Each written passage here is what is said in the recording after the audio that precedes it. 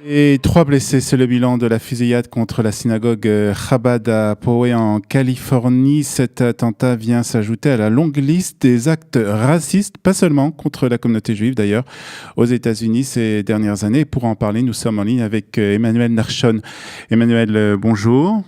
Bonjour. Merci d'être avec nous ce matin. Vous êtes porte-parole au ministère des Affaires étrangères ici à Jérusalem. Alors d'abord Emmanuel, qu'est-ce que nous savons sur cette attaque qui a eu lieu donc pendant la fête de Pessah, pendant le dernier jour de Pessah, dans cette synagogue Chabad en Californie? Bon, ce que nous savons, c'est que c'est une attaque antisémite, bien évidemment, qui a été perpétrée par un jeune américain de néo-nazi, qui a exprimé des opinions néo-nazis. Alors, d'un certain point de vue, je dirais que c'est un cas isolé parce que c'est une personne qui a agi seule, mais il faut quand même se souvenir qu'il y a eu une attaque similaire il y a 6 mois à peu près, aussi aux États-Unis, et donc ce que nous voyons, c'est une tendance à la violence néo-nazie contre les Juifs.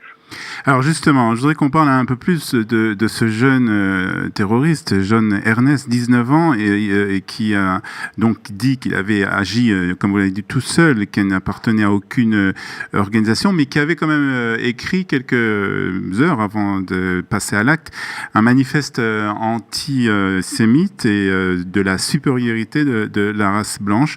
On assiste vraiment à une recrudescence, comme vous avez dit, d'actes racistes, pas seulement contre la communauté juive d'ailleurs, mais contre d'autres communautés ici aux États-Unis. Comment l'État d'Israël réagit par rapport à cette nouvelle, cette nouvelle situation?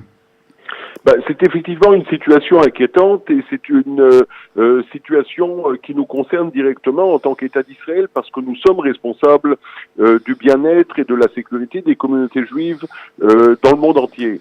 Et bien évidemment, nous faisons attention maintenant à cette tendance. Nous la voyons, nous l'identifions en fait en tant que tendance antisémite violente dans le monde entier. On voit ça en Europe, notamment avec des actes antisémites qu'on n'a jamais vus auparavant, ou du moins dont on n'a jamais vu la quantité auparavant.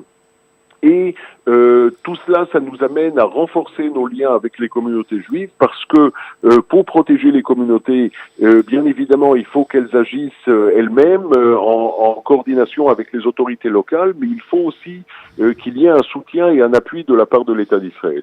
Est-ce que vous faites une différence au ministère des Affaires étrangères entre ce qu'on assiste, par exemple, en France ou en Europe, qui est des actes qui sont souvent faits et réalisés par des islamistes, et ce qui se passe aux États-Unis?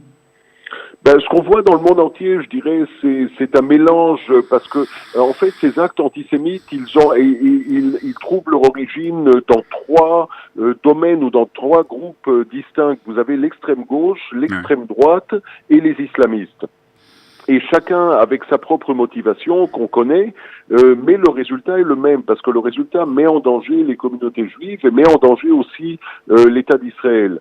Et c'est pour ça qu'il faut agir de manière concertée. Il faut bien évidemment s'occuper de chacun de ces problèmes séparément, parce que l'extrême gauche n'est pas l'extrême droite et on s'en occupe de manière différente, mais il faut prendre conscience du fait que être juif en 2019, c'est moins facile qu'auparavant. Alors, visiblement, il n'y avait pas de sécurité à l'entrée de cette synagogue en Californie. Est-ce qu'il y a des consignes particulières que vous donnez aujourd'hui aux communautés juives à travers le monde, par exemple de mettre des vigiles à l'entrée des synagogues ou des centres communautaires? Oui, tout à fait. D'ailleurs, nous le faisons en concertation avec les autorités locales dans les différents pays. Je crois qu'aux États-Unis, maintenant, on prend conscience du fait qu'il faut protéger les synagogues. C'est malheureux, c'est dommage, parce que la liberté de culte, c'est aussi la liberté de pouvoir prier sans avoir besoin de sécurité. Mais la situation étant ce qu'elle est, nous agissons avec les autorités, notamment aux États-Unis, pour faire en sorte que les synagogues soient protégées. Emmanuel Nershon, merci de nous avoir donné ces explications concernant cet attentat qui a eu lieu donc aux États-Unis. Bonne journée à vous. Merci beaucoup. À bientôt. Voilà, 8h et presque 21 minutes sur Studio Kalita. Quelques notes de musique et puis à 8h30, ce sera l'heure de la revue de la presse et des médias israéliens.